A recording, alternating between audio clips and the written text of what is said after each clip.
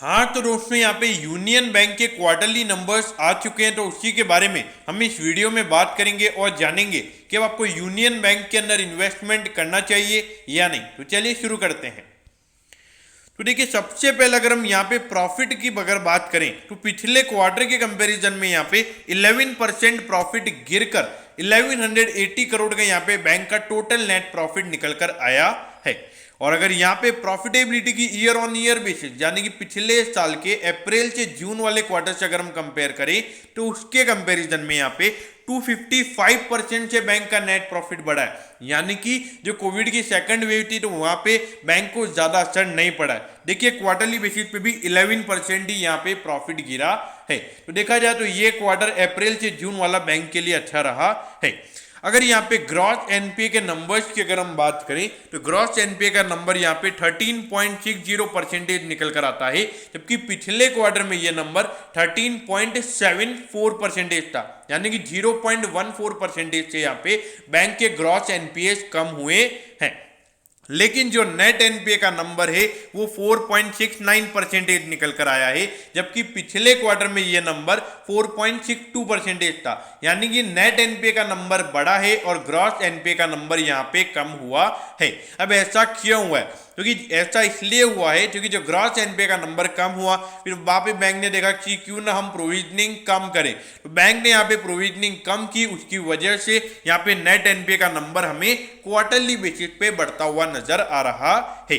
अगर प्रोविजनिंग की बात करें तो पिछले क्वार्टर के कंपैरिजन में यहाँ पे बैंक ने 47% अपनी प्रोविजनिंग कम की है, और जो टोटल प्रोविजन यहाँ पे बैंक ने किए हैं वो है 2492 करोड़ के। यहाँ पर अगर आप देखोगे तो प्रोविजनिंग यहाँ पे बैंक ने कम की है क्वार्टरली बेसिस पे, फिर भी नेट प्रॉफिट यहाँ पे हमें गिरता हुआ नजर आ रहा है। इससे क्लियर कट इंडिकेशन है कि यहाँ पे जो बैंक की लोन बुक है वो यहाँ पे इस क्वार्टर में कम होती हुई नजर आई है।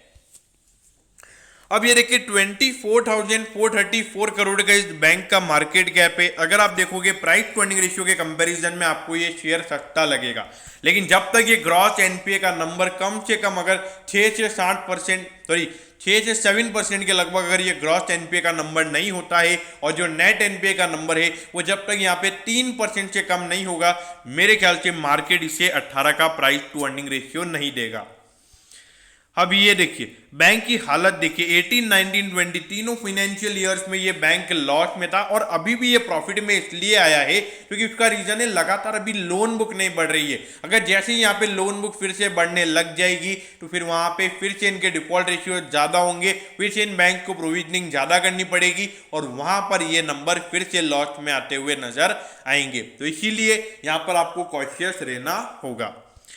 अब ये देखिए 38.45, और ये स्टॉक 8% ऊपर बंद हुआ है। यानी कि मार्केट को एक्सपेक्टेशन थी कि यहाँ पे रिजल्ट बहुत अच्छे आएंगे। वैसे ईयर ऑन ईयर बेसिस पे नंबर्स अच्छे आए हैं, लेकिन जो क्वार्टरली बेसिस के नंबर है वो 11% नीचे आए हैं। देखिए, ऑल टाइम हाई से ये स्टॉक को कंपेयर नहीं करेंगे। आने वाले टाइम पे इनकी लोन बुक किस तरीके से बढ़ रही है और किस तरीके के एनपीए नंबर्स हैं वो आपको देखते रहना चाहिए। अगर एनपीए के नंबर 10% से कम नहीं हो रहे हैं तो मेरे ख्याल से यहाँ पे इन्वेस्टमेंट नहीं करना चाहिए।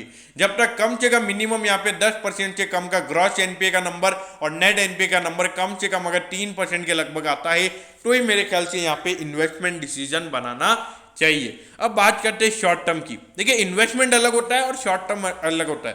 तो शॉर्ट टर्म में अगर हम बात करें तो रिजल्ट यहाँ पे ईयरली बेसिस पे नंबर अच्छे आए हैं। अगर मार्केट ईयरली बेसिस के नंबर पे यहाँ पे जज करता है तो मेरे ख्याल से 10 to 15% यहाँ पे अपसाइड हो सकता है। यानी कि कम से कम 45 रुपीज तक ये स्टॉक शॉर्ट टर्म में जा सकता है। तो दोस्तों, मैं होप करता हूँ कि यूनियन बैंक ऑफ इंडिया के क्वार्टरली नंबर्स के बारे में आपको सब कुछ पता चल गया होगा। अगर आपकी कोई भी क्वेरीज है तो आप कमेंट कीजिए, मैं जरूर आपके कमेंट पर रिप्लाई करूंगा। ओके दोस्तों, thank you, have a nice day.